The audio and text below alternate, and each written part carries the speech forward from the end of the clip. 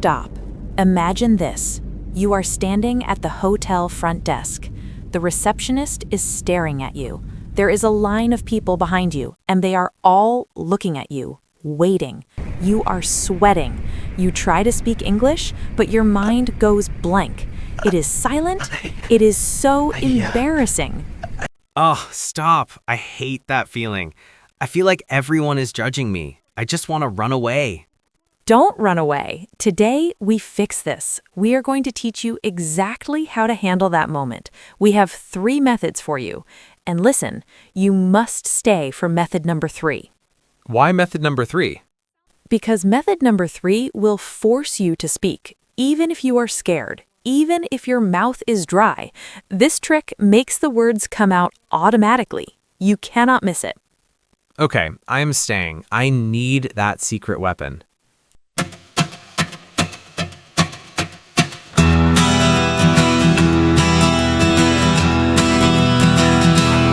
Hello everyone, welcome back. We make learning English easy and fearless. Hello, I am so ready for this. Checking into a hotel without the panic attack. Yes, but quickly, we have a challenge. You have 5 seconds to like and subscribe. 5, 4, 3, 2, 1. Did you do it? Because if you didn't like and subscribe in those 5 seconds, nothing will happen. True, the world will keep turning, but it makes us happy, so thank you. Now, let's go back to that scary moment. You walk into the lobby. The big entrance room. I see the long desk. The reception. You walk up. The receptionist looks at you. Do not freeze. Step 1, smile. Smiling helps. It hides the fear. Exactly. Smile and say, "Good afternoon." Now, here is the phrase that saves you. Memorize this. Okay, I'm listening. I would like to check in, please. I would like to check in, please. That's it? That is it. Short and strong. Check in tells them exactly what you need. You don't need a long sentence. I would like to check in, please. Okay, I said it. The people behind me stop staring. What does the receptionist ask next? They will ask, "Do you have a reservation?" That means, did I book online? Yes. You say, "Yes, I have a reservation." Simple. Yes, I have a reservation. Then add your name clearly. Say, "Under the name," and then your name. Under the name, Jonathan. Perfect. But here's the next pain point. What if they don't understand you? What if they frown and say, "What?" Ugh, that is the worst. I feel stupid when they say what? Do not feel stupid. It happens to everyone. They will say, "Could you spell that, please?" Okay, so I spell it. Jonathan. Good, but speak slowly. They are typing. If you go too fast, they get annoyed. Okay, slow down. Under the name, Jona. Exactly. Now, once they find your name, the scary part is over, right? I hope so. Do they give me the key now? No, this is where many people get confused. They are going to ask for a document. If you don't have it in your hand, you look unprepared. Oh no, I hate looking unprepared. What document? My ticket? Not your ticket, it's something else. And after that, they might ask you for a deposit. A deposit? You mean extra money? Yes, and if you don't understand why they want extra money, it can be very stressful. Okay, you need to explain this deposit thing. I don't want to lose my money. We will explain the document and the scary deposit in the next part. Welcome back to part 2. We left you with a mystery. The receptionist is waiting. The people behind you are watching. What is the document you must have in your hand? I am sweating just thinking about it. Is it my booking confirmation? No, it is your ID or your passport. Oh, of course, my passport. It sounds obvious, right? But here's the mistake everyone makes. They keep their passport deep inside their backpack, so when the receptionist asks, "Can I see your ID, please?" they have to dig. They unzip the bag, they search, they panic. I do that. I'm the person digging in the bag while everyone stares at me. Don't be that person. Pro tip, before you walk to the desk, have your passport in your hand. Okay, passport in hand. Got it. So I hand it to them. What do I say? You say, "Here you go," or "Here is my passport." Here you go. Simple. Now get ready because here comes the money part. The receptionist will ask for a credit card for incidentals. Wait, incidentals? What does that mean? I already paid for the room online. Why do they want more money? This is a huge pain point for travelers. Incidentals means extra costs, like if you drink the expensive water in the room or if you order room service. Ah, okay, so they're not taking my money. No, they're putting a hold on your card. It's like a safety deposit. If you don't break anything, they release the money when you leave. Phew, that makes me feel better. I always thought they were charging me double. See, English is not just words, it's understanding the system. So when they say, "I need a card for incidentals," you just smile and give the card. Okay, here you go. Same phrase. Exactly. Now let's do a fast role play of this middle section. I'm the receptionist, you are the prepared traveler. I am ready. My passport is in my hand. Thank you, Mr. Smith. Could I see your passport and a credit card for incidentals, please? Yes, here you go. Here's my passport and my card. Thank you. I will just take a quick scan. Okay, here is your card back. Thank you. You see, no panic. You knew exactly what I wanted. That felt so much better. I wasn't scared of the word incidentals. Perfect. Now the receptionist gives you the magic item, the key card. Finally, I can sleep. But wait, you need to know where to go. They will say, "Your room is 502. The elevator is to your left." Elevator, that's the box that goes up and down, right? Yes, in the US, we say elevator. In the UK, they say lift. Both are correct. Elevator or lift. Got it. So you take your key, you go to the elevator, you find your room, you open the door, and I jump on the bed. ideally, yes, but what if something is wrong? Oh no, what could be wrong? Imagine this. You open the door, the room smells like old cigarettes, or the air conditioner is broken and it's 40 degrees inside, or the bed is dirty. Ew, that is a nightmare. I would be so angry. You should be, but how do you complain in English without being rude? How do you get a new room instantly? I would probably just cry or yell.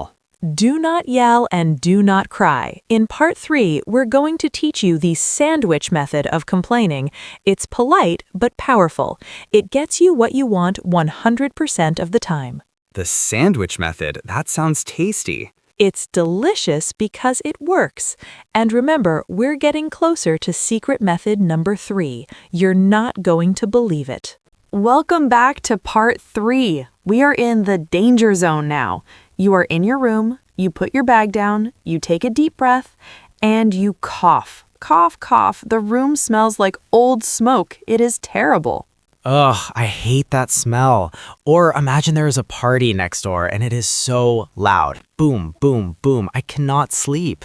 Exactly. You are tired, you are angry, you want to run downstairs and scream, "This hotel is bad. Give me a new room."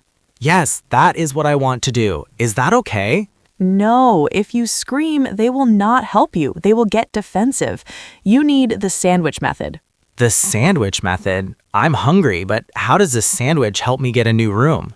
Think of a sandwich. It has a top bun, the meat in the middle, and a bottom bun.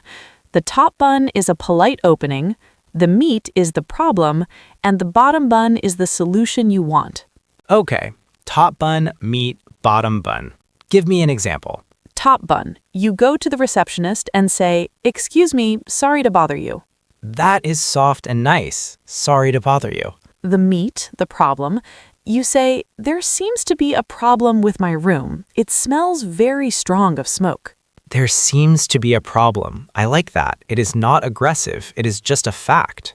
Exactly. And then the bottom bun, the solution, you ask, "Could I possibly move to a different room?"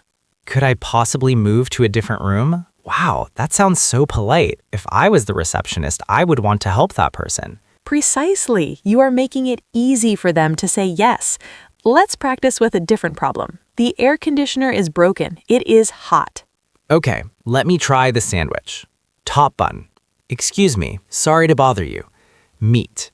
There seems to be a problem with the air conditioner. It is not working. Bottom bun. Could you send someone to fix it, please?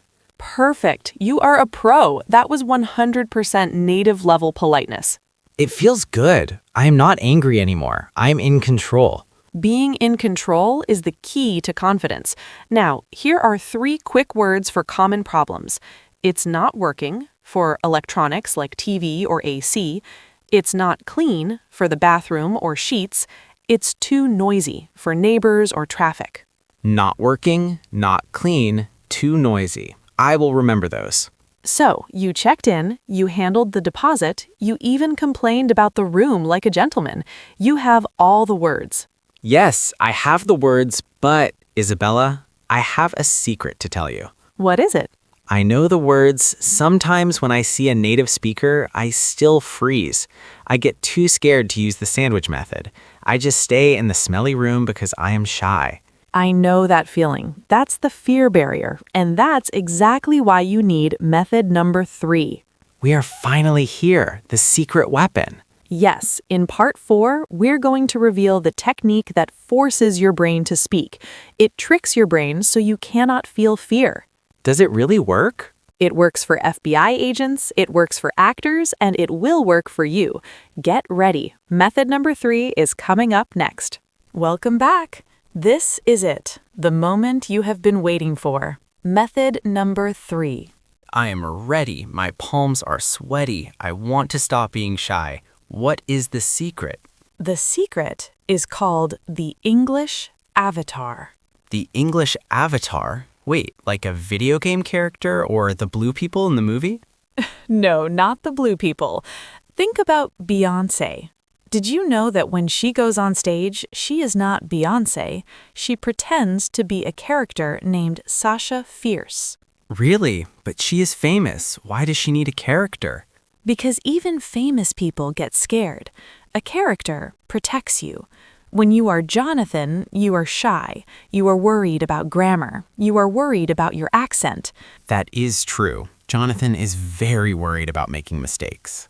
But your avatar is not worried. Your avatar is confident. Your avatar speaks loud. Your avatar does not care about mistakes. I think I get it. So when I walk into the hotel, I am not me. I am acting? Exactly. You are playing a role. It forces you to speak because if you make a mistake, it's not your mistake. It is the avatar's mistake. It takes the pressure off your shoulders instantly. Wow, that is actually a really cool psychological trick. It is a game changer. So right now, we are going to create your avatar. Give him a name, an English name. Okay, let me think. He needs to be cool. He needs to be smooth. His name is Max. Max. I like it. Tell me about Max. How does Max stand? Max stands tall, shoulders back. He smiles. He speaks with a deep voice. Perfect. So when you walk to that reception desk, Jonathan stays outside with the luggage. Max walks to the desk. I can feel the difference already. Max is ready to check in. Okay, Max, let's test this. Remember the sandwich method from part 3. The room smells like smoke. Jonathan would be too scared to complain. But what does Max do? Deepens voice. Max handles it. Excuse me, sorry to bother you. There is a problem with the room's smell. Could I have a new room, please? Wow, did you hear that? Your voice was stronger. You didn't hesitate. You're right, I didn't think about the grammar. I just thought, what would Max say? And I said it. That is the magic. You trick your brain into being brave. This is amazing. I'm going to be Max every time I travel. Yes, use the avatar, use the smile, use the I would like to check in phrase. You have all the tools now. I feel like I have a superpower. You do, but now we need to put it all together. We need to see if Max can survive the ultimate challenge. The ultimate challenge? What is that?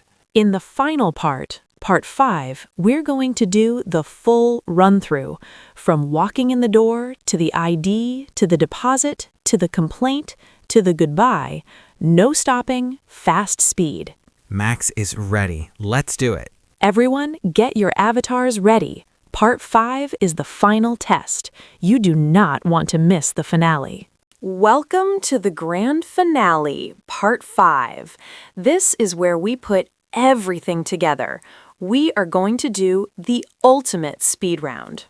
I am ready. I am not Jonathan anymore. I am Max. My shoulders are back. I am smiling. That is the spirit. In this roleplay, we go from the start to the finish.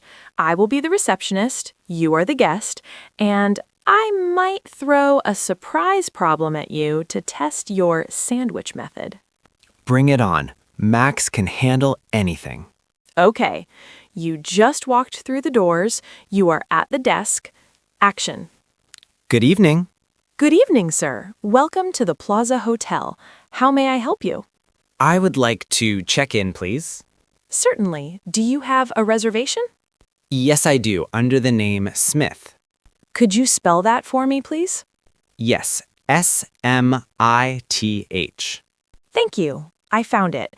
Could I please see your passport and a credit card for Incidentals?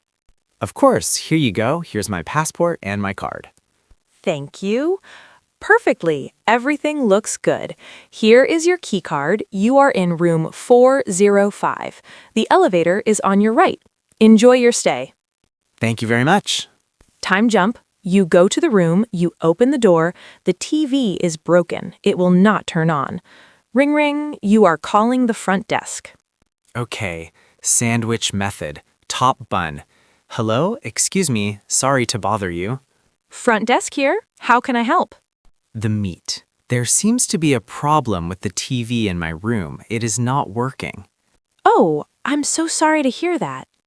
Bottom bun. Could you send someone to fix it, please? Absolutely, sir. I will send maintenance right away. Thank you very much. Goodbye.